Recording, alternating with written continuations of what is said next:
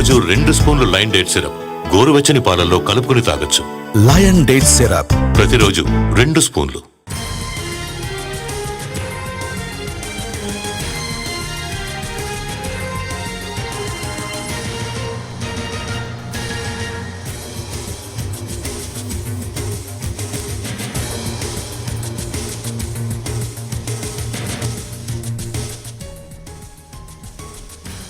Standing committee ఎన్నికలకు ready అవుతోంది GHMC. ఇన్నాళ్లు స్టాండింగ్ కమిటీ సభ్యుల ఎన్నిక ఏకగ్రీవమయ్యేది. ఈసారి మాత్రం అన్ని పార్టీలు పోటీకి సై అంటున్నాయి. బల్దియా పాలకవర్గంలో పార్టీల బలాబలాలు మారడంతో ఈసారి స్టాండింగ్ కమిటీలో ఎవరెవరుంటారు, ఏ కార్పొరేటర్ ఎవరికి సపోర్ట్ చేస్తున్నారన్న దానిపై సస్పెన్స్ నెలకొంది.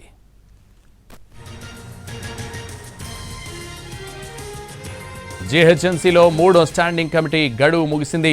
కొత్త కమిటీ సభ్యుల ఎన్నికకు అధికారులు షెడ్యూల్ రిలీజ్ చేయడంతో గ్రేటర్ రాజకీయ పరిణామాలు వేడెక్కాయి.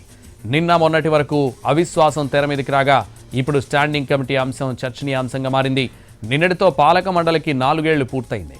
దీంతో ఫిబ్రవరి 10 నుంచి స్టాండింగ్ కమిటీ ఎన్నికకు సంబంధించి నామినేషన్ల స్వీకరణ మొదలైంది. 25న పోలింగ్ నిర్వహిస్తారు. అదే రోజు ఓట్లు లెక్కించి ఫలితాలు వెల్లడిస్తారు.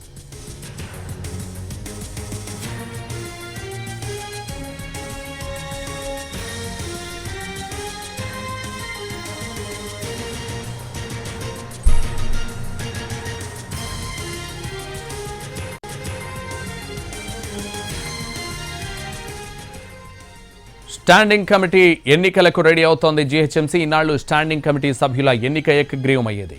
ఈసారి మాత్రం అన్ని పార్టీలు పోటీకి సై అంటున్నాయి. బల్దియా పాలకవర్గంలో పార్టీల బలాబలాలు మారడంతో ఈసారి స్టాండింగ్ కమిటీలో ఎవరెవరుంటారు, ఏ కార్పొరేటర్ ఎవరికి సపోర్ట్ చేస్తారన్న దానిపై సస్పెన్స్ నెలకొంది. ఇదే విషయానికి సంబంధించి మరింత సమాచారం మా ప్రతినిధి ప్రేమ్ లైవ్లో అందిస్తారు. ప్రేమ్.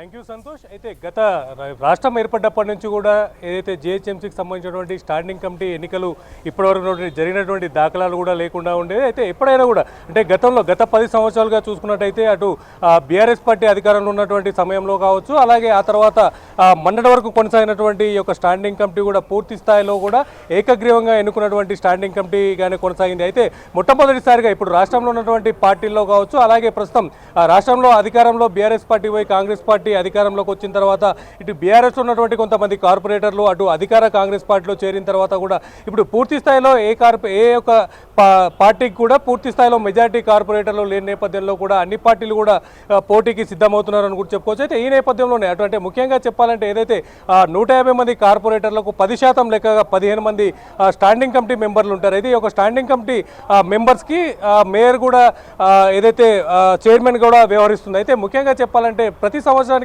ఒకసారి ఎన్నుకునేటువంటి ఒక స్టాండింగ్ కమిటీ కూడా ఇప్పటి వరకు కూడా ఏకగ్రీవంగా ఎన్నుకోవడం జరుగుతూ వచ్చింది. అయితే అటు ఎంఐఎం సంబంధించి ఇప్పటివరకు అంటే అటు బీఆర్ఎస్ పార్టీతో పొత్తులు ఉన్నటువంటి ఎంఐఎం పార్టీ అంటే ఎంఐఎం కార్పొరేటర్లు బీఆర్ఎస్ కార్పొరేటర్లు ఇద్దరు కలిస్తేనే కూడా మెజారిటీ స్థానాలు కూడా వచ్చిన నేపథ్యంలో కూడా బీఆర్ఎస్ సంబంధించినటువంటి కార్పొరేటర్లకు 7 స్థానాలు, అటు ఎంఐఎం సంబంధించినటువంటి కార్పొరేటర్లకు 8 స్థానాలను కూడా ఇప్పటివరకు కేటాయిస్తూ వచ్చారు. అయితే ప్రస్తుతం బీఆర్ఎస్తో ఎంఐఎం కూడా లేకపోవడం, దాంతో పాటుగా కూడా బీఆర్ఎస్లో కేవలం 40 మంది కార్పొరేటర్లు ఉన్నారు. అటు ఏదైతే అటు అధికార కాంగ్రెస్ పార్టీలో కూడా చూసుకున్నట్లయితే ఏదైతే అధికారంలో రాకముందుకున్నటువంటి ముగ్గురుతో పాటుగా కూడా ఇప్పుడు ప్రస్తుతం చూసుకుంటే 24 మంది చేరారు. అంటే ఎటు చూసినా కూడా పూర్తి స్థాయిలో కార్పొరేటర్లు కూడా వారికి బలం లేని నేపథ్యంలో కూడా ఈసారి ఎన్నిక జరిగే అవకాశం కూడా ఉంది. అయితే ఎన్నికలో సీక్రెట్ ఎన్నిక జరిగే నేపథ్యంలో కూడా ఎవరికి ఓటేశారనే అంశం కూడా తెరపైకి వస్తున్నటువంటి పరిస్థితి కూడా కనిపిస్తుంది. Santosh. Right Prem, thank you.